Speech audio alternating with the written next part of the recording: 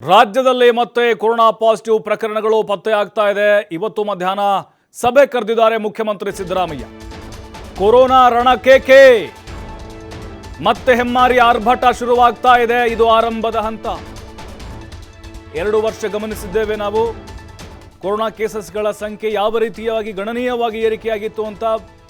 ಆರಂಭದಲ್ಲಿ ಮಾಡಿರುವಂತಹ ಎಡವಟ್ಟುಗಳು ಈ ಹಿಂದೆ ಈಗ ಹಾಗಾಗಬಾರದು. ಹಾಗಾಗಿ ಸರ್ಕಾರ ಬಹಳ ಅಲರ್ಟ್ ಆಗಿದೆ, ಗಂಭೀರವಾಗಿ ತೆಗೆದುಕೊಂಡಿದೆ. ಮಧ್ಯಾಹ್ನ 1 ಗಂಟೆಗೆ ಗೃಹ ಕಚೇರಿ ಕೃಷ್ಣಾದಲ್ಲಿ ಸಿಎಂ ಸಭೆ ನಡೆಸಲಿದ್ದಾರೆ.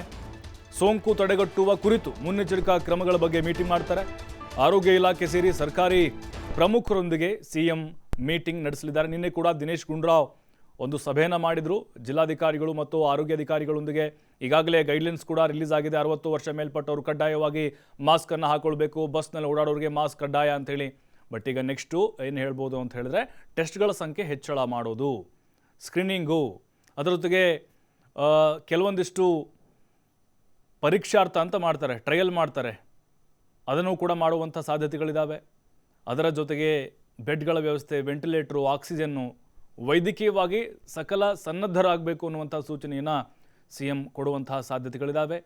ನೋಡಿ, ಈಗ ಸರ್ಕಾರ ಬಂದು 7 ತಿಂಗಳಾಯಿತು. ಆರಂಭದಲ್ಲಿ ಕೋವಿಡ್ನ ಆತಂಕ ಸರ್ಕಾರಕ್ಕೆ ಈಗ ಎದುರಾಗಿದೆ. ಕೇಂದ್ರ ಆರೋಗ್ಯ ಸಚಿವರು ಕೂಡ ನಿನ್ನೆ ಸಭೆಯನ್ನು ಮಾಡಿದರು. ಕೆಲವೊಂದಿಷ್ಟು ಮಹತ್ವದ ಸಲಹೆಗಳನ್ನು ಕೂಡ ಕೊಟ್ಟಿದ್ದಾರೆ. ಅಂದರೆ ಈಗ ಹೊಸ ವರ್ಷ ಮತ್ತು ಕ್ರಿಸ್ಮಸ್ ಪ್ರತ್ಯೇಕವಾಗಿ ಗೈಡ್ಲೈನ್ಸ್ ಏನು ನಿರೀಕ್ಷೆ ಮಾಡೋ ಹಾಗಿಲ್ಲ, ಯಾವುದೇ ರೀತಿಯಾದಂಥ ಅಡ್ಡಿ ಆತಂಕ ಇಲ್ಲ ಅನ್ನೋದು ಚರ್ಚೆ ಆಗಿದೆ. ಬಟ್ ಈಗ ಪ್ರತ್ಯೇಕವಾದಂಥ ಒಂದು ಗೈಡ್ಲೈನ್ಸ್ ಈ ಕೊರೋನಾ ವಿಚಾರವಾಗಿ. ಈಗ ನಾವು ಈ ಹಿಂದೆ ಕೊರೋನಾ ಬಂದಂತಹ ಸಂದರ್ಭದಲ್ಲಿ ಸ್ಯಾನಿಟೈಸಿಂಗ್ ನೋಡಿದ್ವಿ, ಸ್ಯಾನಿಟೈಸರು, ಕೈಯನ್ನು ತೊಳೆಯುವಂಥದ್ದು, ಸಾಮಾಜಿಕ ಅಂತರ, ಗುಂಪಾಗಿ ಸೇರದೇ ಇರುವಂಥದ್ದು, ಅದರ ಜೊತೆಗೆ ಚೆಕಪ್ಗಳು, RT-PCR ಟೆಸ್ಟು, ರ್ಯಾಂಡಮ್ ಟೆಸ್ಟು ಹೆಚ್ಚಳ ಮಾಡುವಂಥ ಸಾಧ್ಯತೆಗಳು ಕೂಡ ಇದ್ದಾವೆ. ಓವರಾಲ್ ಆಗಿ ಸರ್ಕಾರಕ್ಕೂ ಕೂಡ ಆರಂಭದಲ್ಲೇ ಕೊರೋನಾ ಅಗ್ನಿ ಪರೀಕ್ಷೆ ಇದು ಸಮರ್ಥವಾಗಿ ನಿಭಾಯಿಸಬೇಕಾಗಿದೆ. ಆಲ್ರೆಡಿ ಬೆಂಗಳೂರಿನಲ್ಲಿ 2 ಸಾವನ್ನಪ್ಪಿದ್ದಾರೆ. ಬೇರೆ ಬೇರೆ ಜಿಲ್ಲೆಗಳಲ್ಲೂ ಕೂಡ ಪ್ರಕರಣಗಳು ವರದಿ ಆಗ್ತಾ ಇದ್ದಾವೆ. ಸರ್ಕಾರಿ ಆಸ್ಪತ್ರೆಗಳಲ್ಲಿ ಹೇಗೆಲ್ಲ ಸಿದ್ಧತೆಗಳು ನಡೆದಿದೆ, ಇನ್ನು ಮಾಕ್ ಡ್ರಿಲ್ ಅಂತ ಕರೀತಾರೆ, ಮಾಕ್ ಡ್ರಿಲ್ ಅದು ಯಾವ ರೀತಿಯಾಗಿ ನಡೆದಿದೆ, ಇದೆಲ್ಲವನ್ನು ಕೂಡ ಸಿದ್ದರಾಮಯ್ಯನವರು ವರದಿಯನ್ನು ತರಿಸ್ಕೊಳ್ತಾರೆ. ಆರೋಗ್ಯ ಸಚಿವರೊಂದಿಗೆ ವರದಿಯನ್ನು ತೆಗೆದುಕೊಂಡು ಜಿಲ್ಲಾಧಿಕಾರಿಗಳಿಗೂ ಕೂಡ ಈ ಮೂಲಕ ಸೂಚನೆಯನ್ನು ರವಾನಿಸಲಿದ್ದಾರೆ. ಮತ್ತಷ್ಟು ಮಾಹಿತಿ ರಾಕೇಶ್ ನೀಡ್ತಾರೆ. ರಾಕೇಶ್, ಈಗ ಆರಂಭದಲ್ಲೇ ಸರ್ಕಾರಕ್ಕೆ ಕೊರೋನಾ ಅಗ್ನಿ ಪರೀಕ್ಷೆ ಸವಾಲು ಎದುರಾಗಿದೆ ಅನ್ನೋದು ಬಹಳ ಸ್ಪಷ್ಟ. ಯಾವ ರೀತಿಯಾಗಿ ಸರ್ಕಾರ ಸನ್ನದ್ಧವಾಗಿದೆ, ಇವತ್ತು ನಡೆಯುವಂಥ ಸಭೆ ಮುಖ್ಯಮಂತ್ರಿಗಳ ನೇತೃತ್ವದಲ್ಲಿ ಎಷ್ಟು ಮಹತ್ವ ಪಡೆದುಕೊಂಡಿದೆ ಅಂತ?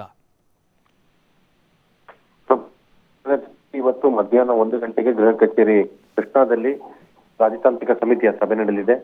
ಈ ಸಭೆಯಲ್ಲಿ ಕೊರೋನಾಕ್ಕೆ ಅಂದ್ರೆ ಈಗ ಉಲ್ಬಣ ಆಗ್ತಿರುವಂತಹ ಕೊರೋನಾ ರೋಗಕ್ಕೆ ಸಂಬಂಧ ತಡೆ ಹಿಡಿಯುವಂತಹ ಪ್ರಕ್ರಿಯೆಗಳಿಗೆ ಕಾರ್ಯಸೂಚಿಗಳನ್ನು ರಚಿಸುವಂತಹ ಜವಾಬ್ದಾರಿಯನ್ನ ಇಲಾಖಾಧಿಕಾರಿಗಳಿಗೆ ನೀಡಲಿದ್ದಾರೆ. ಆರೋಗ್ಯ ಅಧಿಕಾರಿಗಳು ಸೇರಿದಂತೆ ಇಲಾಖಾ ಇತರ ಪ್ರಮುಖರೊಂದಿಗೆ ಮುಖ್ಯಮಂತ್ರಿಗಳು ಸಭೆ ನಡೆಸಲಿದ್ದಾರೆ. ಈಗಾಗಲೇ ಕೊರೋನಾಗೆ ಸಂಬಂಧಪಟ್ಟ ಹಾಗೆ ಸಾಂಕ್ರಾಮಿಕವನ್ನು ತಡೆಗಟ್ಟುವ ನಿಟ್ಟಿನಲ್ಲಿ ತೆಗೆದುಕೊಳ್ಳಬೇಕಾದಂತಹ ಮುನ್ನೆಚ್ಚರಿಕೆ ಕ್ರಮಗಳು ಹಾಗೆ ಅಗತ್ಯವಿರುವಂತಹ ಕಾರ್ಯಸೂಚಿಗಳನ್ನ ಆರೋಗ್ಯ ಇಲಾಖೆ ಹೊರಡಿಸಿದೆ. ಗೈಡ್ಲೈನ್ಸ್ ಗಳನ್ನ ಕೂಡ ಇಶ್ಯೂ ಮಾಡಿದೆ.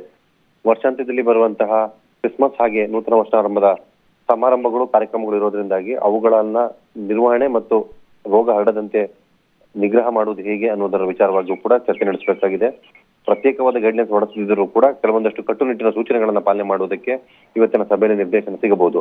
ಉಳಿದಂತೆ ಆರೋಗ್ಯ ವ್ಯವಸ್ಥೆಯಲ್ಲಿ ಒಂದು ವೇಳೆ ಸಾಂಕ್ರಾಮಿಕದ ಉಲ್ಬಣ ಹೆಚ್ಚಾದಾಗ ಅವುಗಳನ್ನ ತಹಬದಿಗೆ ತರುವುದು ಹೇಗೆ, ಅವುಗಳನ್ನು ನಿಯಂತ್ರಿಸುವುದು ಹೇಗೆ, ಇರುವಂತಹ ವೈದ್ಯಕೀಯ ಪರಿಕರಗಳನ್ನ ಬಳಕೆ ಮಾಡಿಕೊಳ್ಳುವುದು, ಮಾಕ್ ಡ್ರಿಲ್ ಗಳನ್ನ ಮಾಡುವ ಮುಖಾಂತರ ಉಳಿದಂತಹ ಸನ್ನಿವೇಶವನ್ನು ನಿಭಾಯಿಸುವುದಕ್ಕೆ ಬೇಕಾಗಿರುವ ಅಗತ್ಯ ಸನ್ನಿವೇಶ ನಿರ್ಮಾಣ ಮಾಡಿಕೊಳ್ಳುವುದು ಮತ್ತು ಅವುಗಳನ್ನ ಸರಿಯಾದ ರೀತಿಯಲ್ಲಿ ನೋಡಿಕೊಳ್ಳುವುದರ ಬಗ್ಗೆ ಕೂಡ ಸಭೆಯಲ್ಲಿ ಚರ್ಚೆ ಆಗಲಿದೆ. ಆರೋಗ್ಯ ಇಲಾಖೆ ಈ ಸಂಬಂಧಪಟ್ಟ ಹಾಗೆ ಈಗ ತನ್ನ ವೈಯಕ್ತಿಕ ತಯಾರಿಯನ್ನ ಮಾಡಿಕೊಂಡಿದೆ. ಉಳಿದಂತೆ ಎಲ್ಲಾ ಕಡೆಯಲ್ಲೂ ಕೂಡ ಸಂಬಂಧಪಟ್ಟಂತ ನಡಾವಳಿಗಳನ್ನ ರೂಪಿಸಿ ಅದಕ್ಕೆ ಅಗತ್ಯವಿರುವಂತಹ ಕಾರ್ಯಕ್ರಮಗಳನ್ನ ಸೃಜನೆ ಮಾಡುವಂತಹ ಜವಾಬ್ದಾರಿಯನ್ನು ಕೂಡ ಇಲಾಖೆ ಹೊರಲಿದೆ. ಈ ಹಿನ್ನೆಲೆಯಲ್ಲಿ ಮುಖ್ಯಮಂತ್ರಿಗಳು ಸಭೆಯನ್ನು ನಡೆಸಿ ಒಂದು ಅಂತಿಮವಾದಂತಹ ಕಾರ್ಯಸೂಚಿ ಪಟ್ಟಿಯನ್ನು ಬಿಡುಗಡೆ ಮಾಡಲಿದ್ದಾರೆ. ಪ್ರಭು, ಅಂದರೆ ರಾಕೇಶ್, ಈಗ ನಾವು ಗಮನಿಸ್ತಾ ಇದ್ದೀವಿ, ಈ ಹಿಂದೆ BJP ಸರ್ಕಾರ ಇದ್ದಾಗಲೂ ಕೂಡ ಅದನ್ನು ಕೊರೋನಾವನ್ನು ತಡೆಗಟ್ಟುವಲ್ಲಿ ವಿಫಲವಾಯಿತು ಅಂಥೇಳಿ ರಾಜಕೀಯ ಕೆಸರೆಚಾಟ ಕೂಡ ಕಾರಣ ಆಗಿತ್ತು. ಸರ್ಕಾರ ಬಂದು ಈಗ 7 ತಿಂಗಳಾಗಿದೆ. ಅಂದರೆ ಎಲ್ಲೋ ಒಂದು ಕಡೆ ಒಂದು ರೀತಿ ಸವಾಲು, ಅಗ್ನಿ ಪರೀಕ್ಷೆ ಕೂಡ ಅಂತ ಹೇಳ್ಬೋದಾ ಅಂತ? ಅಂದರೆ ಆರಂಭದಲ್ಲೇ ಎಡವಟ್ಟೇನಾದರೆ ಮುಂದಿನ ದಿನಗಳಲ್ಲಿ ಅದು ಬೇರೆಯದೇ ಸ್ವರೂಪವನ್ನು ಪಡೆದುಕೊಳ್ಬೋದಾ ಅಂತ? ಸದ್ಯದ ಪರಿಸ್ಥಿತಿ ಪರಿಸ್ಥಿತಿಯಲ್ಲಿ ಸಾಂಕ್ರಾಮಿಕದಿಂದ ಸಾವಿನ ತೀವ್ರತೆ ಇಲ್ಲ, ಅಂದ್ರೆ ಡೆತ್ ರೇಟ್ ಕಮ್ಮಿ ಇರೋದ್ರಿಂದಾಗಿ ರೋಗ ಬರುವುದನ್ನು ತಡೆಯುವುದಕ್ಕೆ ಇರುವ ಪ್ರಯತ್ನವನ್ನ ಮಾಡಬೇಕಾಗುತ್ತೆ. ಸರ್ಕಾರ ಕೂಡ ಈ ನಿಟ್ಟಿನಲ್ಲಿ ಮುನ್ನೆಚ್ಚರಿಕೆ ಕ್ರಮವನ್ನು ವಹಿಸಬೇಕಾಗುತ್ತೆ.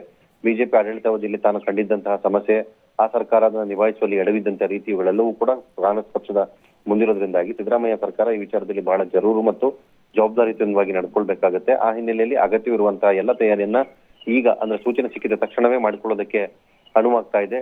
ಹೊರ ಜಿಲ್ಲೆಗಳು ಮತ್ತು ಹೊರ ರಾಜ್ಯಗಳ ಗಡಿ ಭಾಗದಲ್ಲಿರುವಂತಹ ಜಿಲ್ಲೆಗಳಲ್ಲಿ ನಿಗಾ ವಹಿಸುವುದಕ್ಕೆ ಸೂಚನೆಯನ್ನು ಕೊಡಲಾಗಿದೆ.